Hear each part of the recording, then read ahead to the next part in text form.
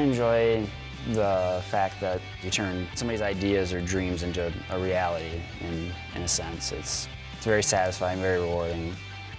When we go through town and we'll see a building going up and we'll see on the chain link fence, you know, powered by Fastenal. Yeah, it's like maybe I made something that they're using over there. Yeah, it's a good feeling. I love the challenge every single day. We've worked on prototype parts for needleless injection systems to parts for EpiPens.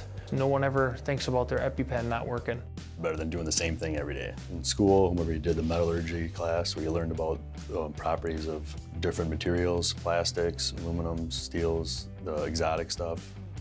It's fun to have built the tool and then see the part out in the industry or out in the community. You know, you go and look at an F-150 or a GMC truck and we can show you parts that we've built the dies for or we've built the molds for.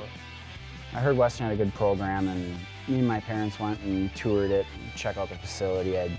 Right away, I knew that it was going to be the school for me. Never touched a machine or lathe or anything until I came here.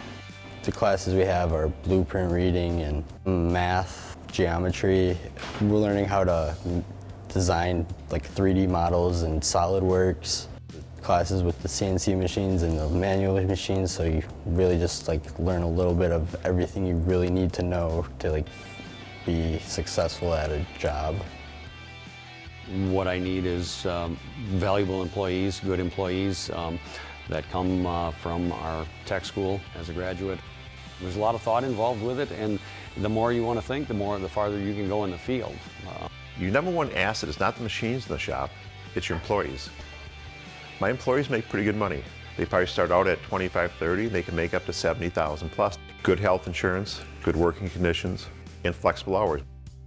We haven't laid anybody off in, I think, 25 years. But once you learn how to do it in a career, you're rewarded very well for it. When we were interviewed and going through the hiring process, we were told that there's like no glass ceiling. You can go as far up as you want. Pretty much every manager that I have talked to started out exactly where we are today. And I know a lot of people in the office started out on the floor as well.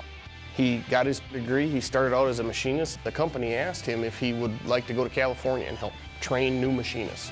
Eventually he was running that operation. You know, he's also spent time in leadership roles in our Indianapolis location and our Rockford, Illinois location. Now he's come back to Winona and he's actually running our shop.